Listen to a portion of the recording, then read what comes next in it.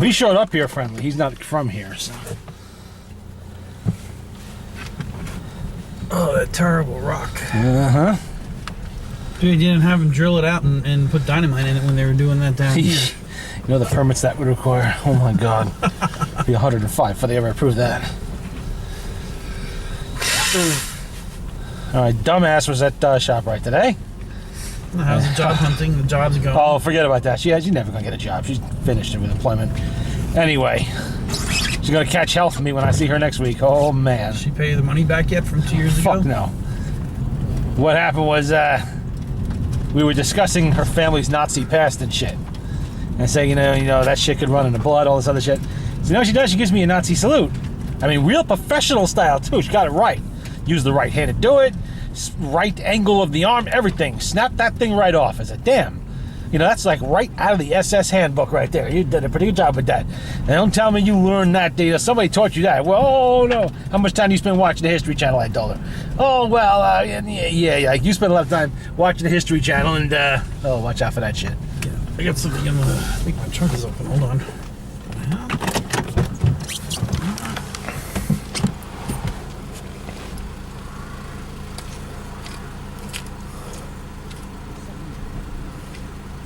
What happened? You heard something clatter? Yeah, I don't have anything in the trunk. Huh. Maybe it's nothing. Maybe it's something in the suspension. Loosening up. You only have 135,000 miles in this thing, so maybe.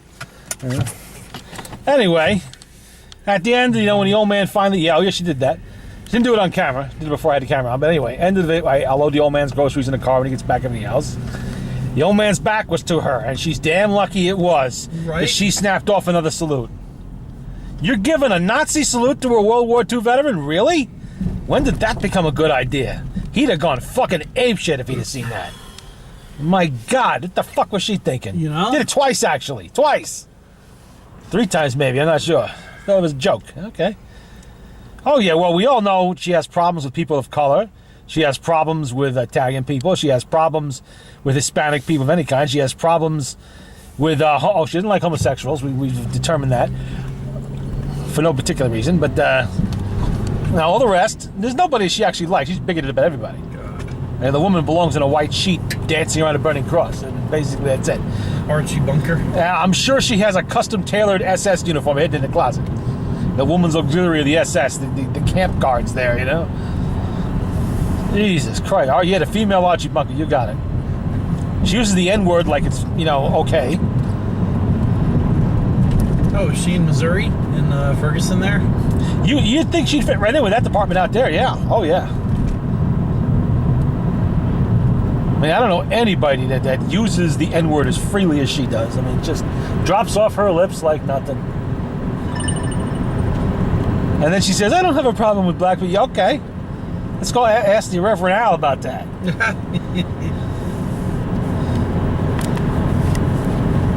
Yeah, she's a real piece of work. This is an outrage. Yeah. Well, she is. My God. Like, what the hell's the matter? This is not 1935 over here. Yeah. The fuck you think this is? It's okay to be Nazis and shit. And I don't think so. The Hitler Youth. Yeah. Fucking Carl this week. Jesus. You've heard me talk about him before. Carl. He's a German American. He's been over here since he was like 10 or whatever. Came over in the early 50s, 51 I think. His 4 older brothers, all of whom are still alive in the late 90s even, all live in Germany. They were all officers in the SS. Yeah. And they fought and everything, they were in the war. And his father was a high-ranking Nazi official. He was initially in charge. He was, how do they put it? He told me the name of it. Not a Gauleiter, but he was like an Untergauleiter. It's a special German name for which I couldn't pronounce. Anyway, in the Watergau, it was part of one of the Gaus of Poland, Nazi-occupied Poland in there. This was a guy that was familiar to Adolf Hitler. Had his picture taken with Hitler, shaking the hands, all that shit. Right. He was, on more than an acquaintance, let's say, to people like Hans Frank. God. Yeah, exactly. Yet after the war, he somehow ended up in this country. with his family, well, his wife and his youngest son. The Nazi hunters didn't get him? No. No, he was useful to Uncle Sam, so he got to come over here. All right, we're on our way. How you been? I've been texting you. Yeah, we're unloading boxes out of the car. 20 minutes. And now he's talking on the phone in the car. And I'm filming it. And there's a cop there. Uh-huh. Yeah, look at that. There is a cop up there. Hey, we're on the road. We're on 84. There goes a state trooper.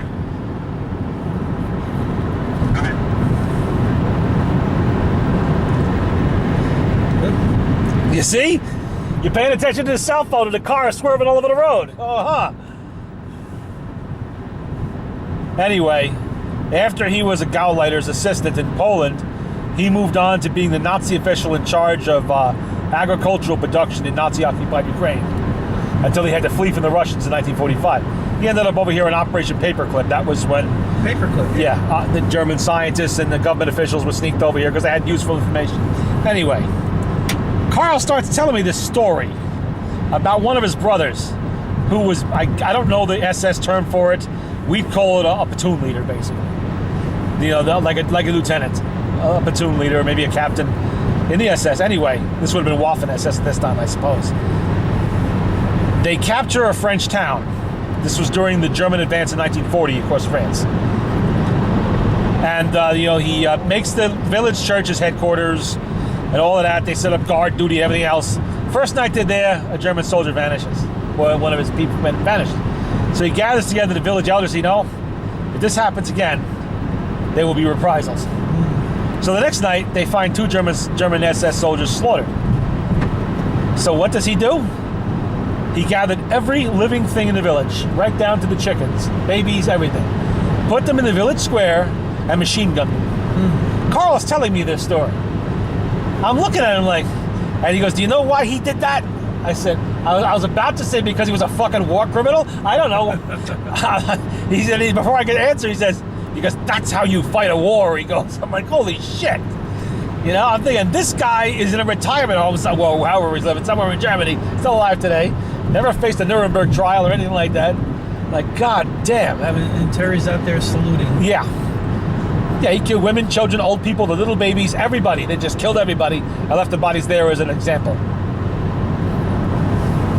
And he goes, and after that, no more men were killed. He goes, disappeared. He said, no, I guess not until later.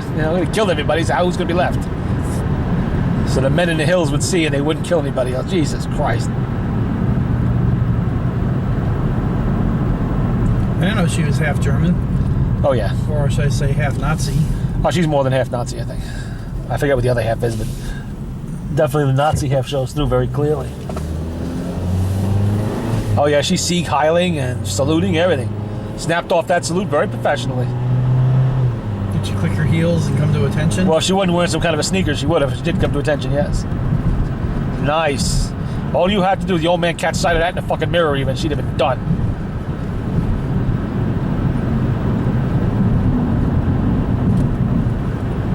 God, he'd have fucking flipped out. Friggin' bigots. I don't have a problem with black people. Okay, do we have to review some of the past videos? Oh, yeah. I might have said the N-word once. Well, Once. just once? Really? Oh. What's that called? Diarrhea? Diarrhea in the mouth, yeah.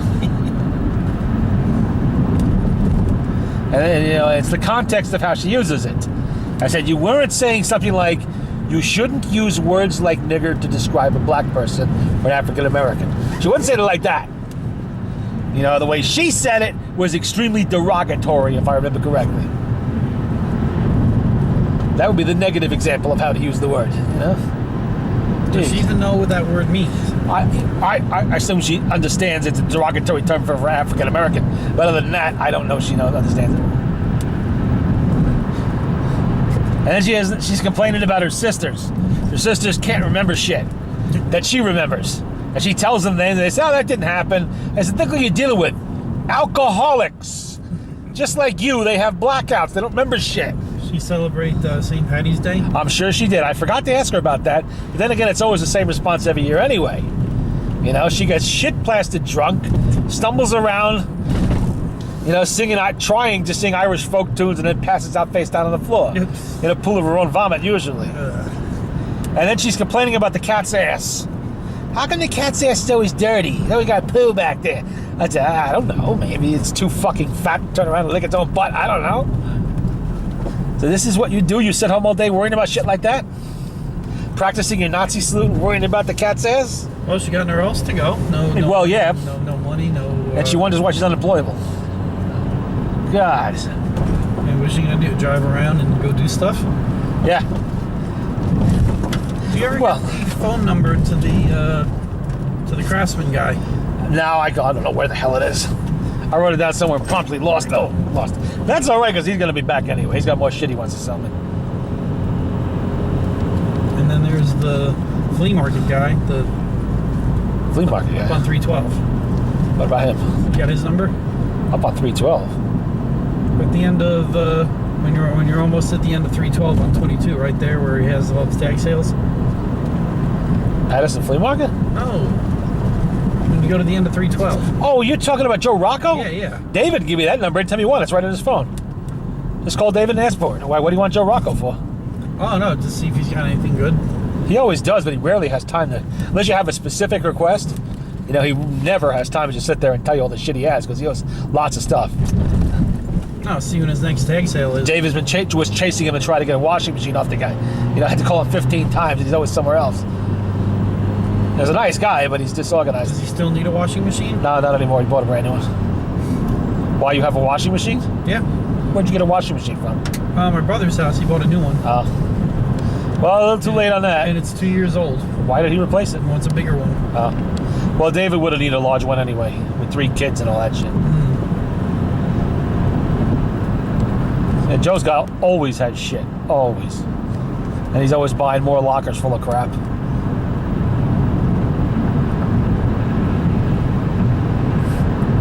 Yeah, that number, just call David during the week. He'll give it to you.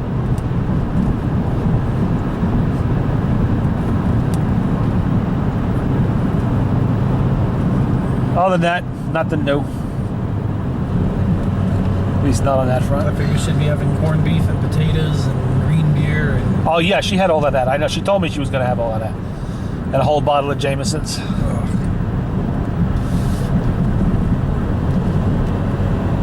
I'm sure she was stumbling around the living room when Irish eyes are smiling. Seagull!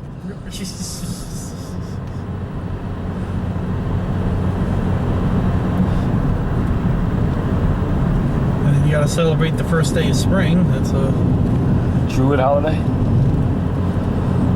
She's probably out there sacrificing chickens or something. I don't know.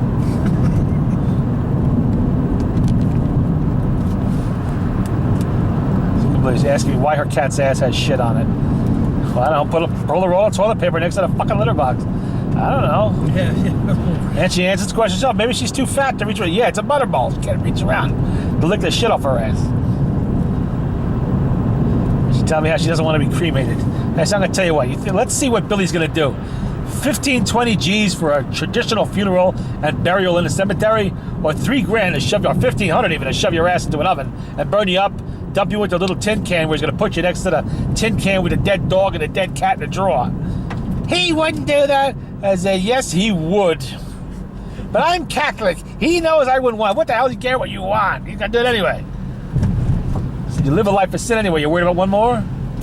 Shit, you're lucky he doesn't bury her out back. Yeah, he may do that too. Like the old days. Well, what amazes me is she's okay with being dumped in the ground where the ants will crawl over her body and slowly eat her alive. Millions and millions of ants carting her away a little bit at a time. That doesn't bother her. Waiting for the worms. Worms, maggots, and ants. Ants love corpses. And she's worried about funeral costs. Yeah. No, she's not worried about the funeral costs. She just wants that. I guess she's assuming that she's gonna, pre-decease Billy. Because otherwise, there's not gonna be anybody around to bury her. So. She's talking about this now. And what kind of health is she in? Terrible.